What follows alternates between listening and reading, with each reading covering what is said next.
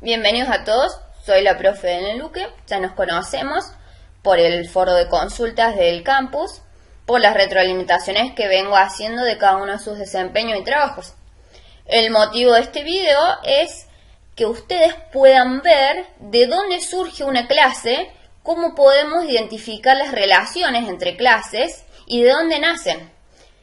Por eso me pareció muy práctico y visual mostrarles un formulario de registro, en este caso el registro de un nuevo cliente, donde ya podemos ver que vamos a tener una clase que se llama cliente, con varios atributos. E internamente esta clase se está relacionando con otras clases. Fíjense en estos componentes de selección múltiple. Estos son clases, son otras clases que se relacionan con nuestra clase base llamada cliente. Por empezar, el código es muy importante. El código en cada uno de nuestros registros debe ser un atributo que identifique unívocamente a esta clase cliente. Sí o sí tiene que haber un código diferente por cada uno de los clientes que registremos. Tenemos un nombre, un apellido, un DNI. Fíjense acá. Hay varios tipos de DNI, entonces esta clase cliente estaría relacionado con una clase que se llame tipo DNI, que esta clase contiene el nombre y la descripción de cada uno de estos elementos, ¿sí? Que en este caso los mostramos como lista desplegable. Si se fijan, acá tenemos un atributo llamado sexo que solamente contiene dos opciones. En este caso no sería tan acertado crear una clase anexa que se llame sexo, porque solamente lo podemos manejar con un solo atributo que indique si es femenino o masculino. En cambio, en los casos donde necesito muchas opciones, más de dos, sí me conviene plasmarlo como una clase nueva. En este caso, entonces, si pasamos al modelado de mi diagrama de clases, vamos a crear un nuevo diagrama de clases que se llame ejemplo para el caso, ¿no? Donde vamos a crear nuestra clase cliente. Vamos a comenzar a pasar estos datos directamente a este diagrama de clases. Tenemos un código, tenemos un nombre, un apellido. ¿Qué más tenemos? Fíjense, un tipo de DNI. Ojo, este es un atributo que es del tipo de la clase DNI. Entonces ya sabemos que va a haber una clase que se va a llamar tipo DNI. Recuerden, los nombres de clase van con mayúscula, primera letra. ¿Qué más tenemos? Un sexo. Ese no hace falta ponerlo en otra clase. Un estado civil, que sí. Sigamos colocando atributos. Sexo. Estado. Que este va a ser un atributo del tipo estado civil, que es nuestra clase estado civil. ¿Sí? ¿Qué más vamos a tener? Vamos a tener los datos del domicilio. Esto también podría llegar a ser otra clase, pero a fines de simplificar el ejercicio lo voy a dejar tal cual está. Calle, número, código postal, barrio.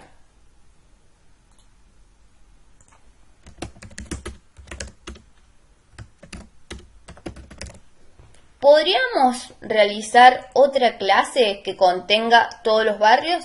Depende del dominio del problema, chicos. En este caso yo no le puse porque estoy abarcando diferentes provincias y localidades. En algunos casos, por ejemplo, si tienen que modelar los barrios de la provincia de Córdoba, sí se podría llegar a hacer una lista desplegable donde ustedes sí coloquen una clase en su diagrama de clases que se llame barrio. Todo depende del dominio del problema que estén trabajando, ¿sí? Sigamos. Tenemos este barrio y tenemos otros dos atributos que se va a llamar provincia, que va a pertenecer a la clase provincia, y el otro se va a llamar localidad, que va a pertenecer a la clase localidad, ¿sí? ¿Qué es lo que yo trato siempre de remarcarles? Hay operaciones que sí o sí van a estar en cada una de las clases que modelemos. Estas operaciones van a ser el constructor. Como se acuerdan, esto viene también de la programación. Cada vez que programamos mediante el paradigma orientado a objetos, creamos objetos. Y esos objetos, ¿cómo los creábamos? En el constructor. Siempre había un método constructor por cada una de las clases, aunque yo no lo defina, ¿sí? Entonces tenemos un método crear, un método que retorne todos los datos de mi clase. En este caso la clase se llama cliente. Entonces voy a tener sí o sí un método mostrar cliente. Estos métodos van sí o sí. Por otro lado tenemos los métodos de seteo. Estos métodos se van a realizar por cada uno de los atributos de nuestra clase, excluyendo los que corresponden a relaciones con otras clases, excluyendo a los atributos que identifican unívocamente a nuestra clase. ¿Qué significa esto? Siempre vamos a tener un método set y un método get por cada uno de los atributos. En el caso del atributo código, ¿sería prudente tener un método que me pueda modificar este código? No. Entonces solamente podríamos tener un método que lo retorne, que sería un get código. Sigamos. Por cada atributo tenemos un set y un get. Set nombre, get nombre, set apellido, get apellido. ¿Qué más vamos a tener? ¿Tipo DNA? No, no tenemos. Sexo. Set sexo, get sexo. Estado, no, tampoco. Vamos al de calle, set y get calle. Set número, get número. Set código postal, get código postal. Set barrio, get barrio. Perfecto. Ya tenemos los métodos de seteo por cada uno de los atributos. ¿Qué es lo que nos está faltando? Los métodos para conocer a otras clases. En este caso, nuestra clase cliente está conociendo a la clase tipo DNI, a la clase estado civil, a la clase provincia y a la clase localidad. Entonces vamos a tener un método que se llame conocer tipo DNI, conocer estado civil, conocer provincia y conocer localidad, respectivamente. Como los métodos de seteo requieren un poquito de trabajo manual, en general se definen en una sola clase y se hacen extensivos al resto de las clases. Por eso colocamos mediante una nota UML que los métodos definidos en la clase cliente son extensivos al resto de las clases, ¿sí? Lo agrandamos para que se vea. Y ahora, ¿cómo modelamos estas clases que nos están faltando? Nos está faltando la clase provincia y nos está faltando la clase localidad. En este caso, ¿quién conoce quién? Nuestra clase cliente está conociendo a la clase tipo DNI, está conociendo a la clase estado civil y está conociendo a la clase provincia y a la clase localidad.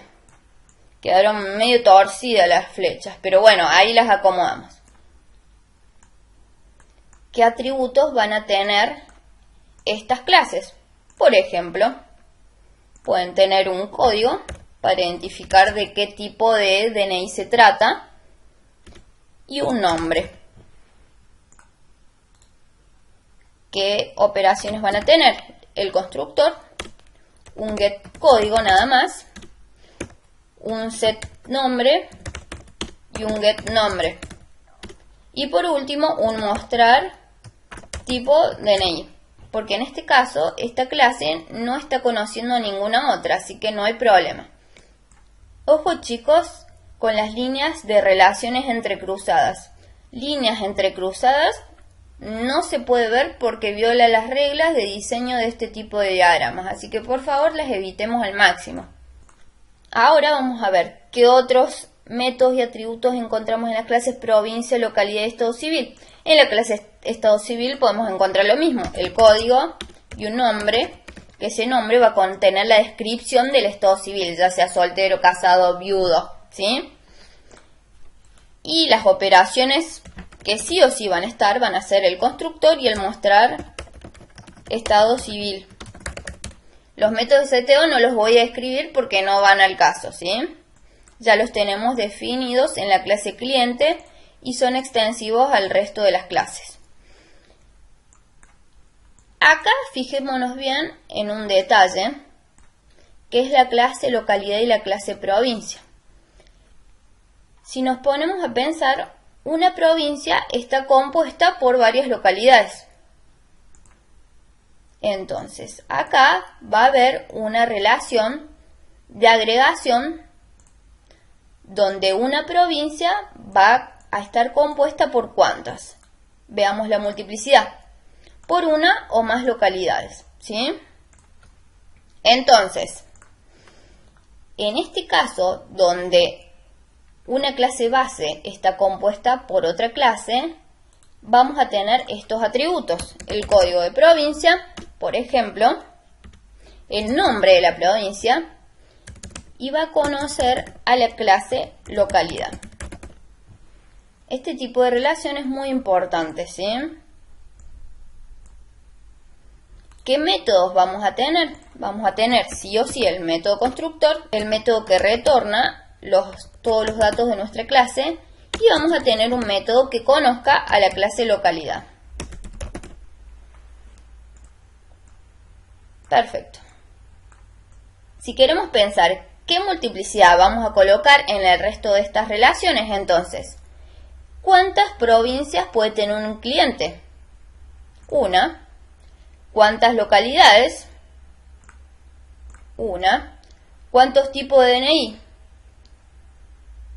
Uno también. ¿Y qué estado civil? Bueno, ahora hay cosas raras, pero bueno, en general y en la formalidad tendríamos uno también, ¿sí?